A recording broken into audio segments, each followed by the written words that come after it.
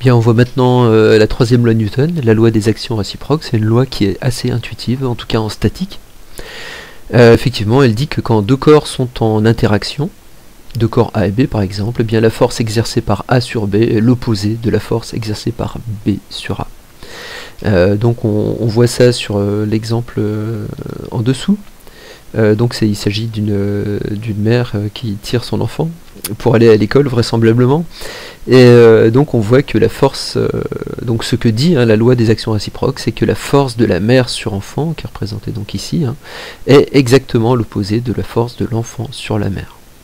Donc F2 sur M égale moins F de M sur M.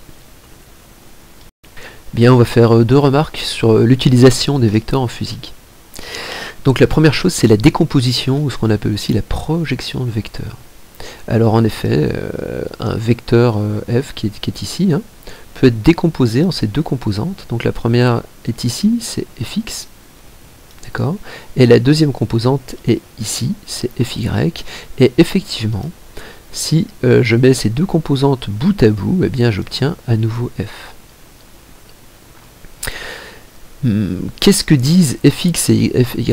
En fait, je vois dans cette expression que pour obtenir le vecteur f, je dois prendre fx fois le vecteur unitaire i et fy fois le vecteur unitaire j.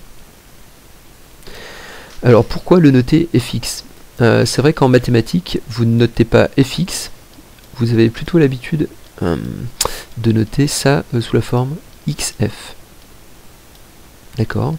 Alors il se trouve que en physique, un vecteur force doit être exprimé donc en newton, alors que pour x, on a plutôt l'habitude d'exprimer ça en mètres. C'est pour ça qu'on préfère la notation fx que xf, puisque x ça serait des mètres, alors que f c'est des newtons.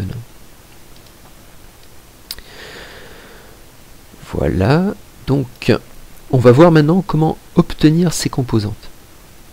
Donc si je cherche à trouver la valeur de fx connaissant le vecteur f et par exemple l'angle alpha, comme c'est indiqué sur le schéma ici, donc vous avez l'angle alpha là, je remarque que j'ai un triangle qui est rectangle ici, et donc la longueur de f ici correspond à l'hypoténuse et que la longueur de fx correspond ici au côté adjacent.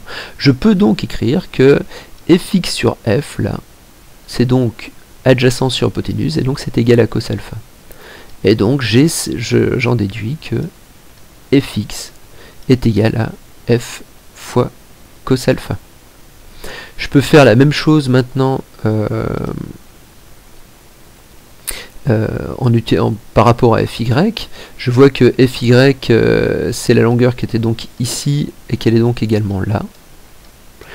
Et je remarque que fy là divisé par f ici correspond donc au côté opposé divisé par l'hypoténuse, d'accord.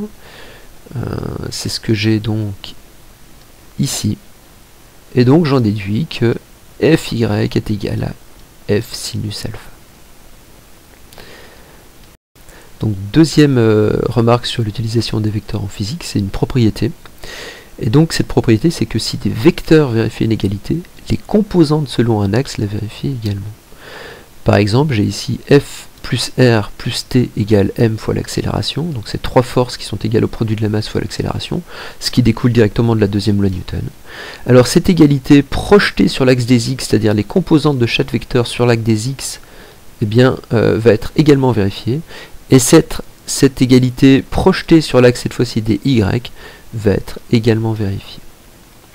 Donc ça aura toute son utilité quand on voudra passer d'une égalité vectorielle à une égalité avec des valeurs pour faire des calculs.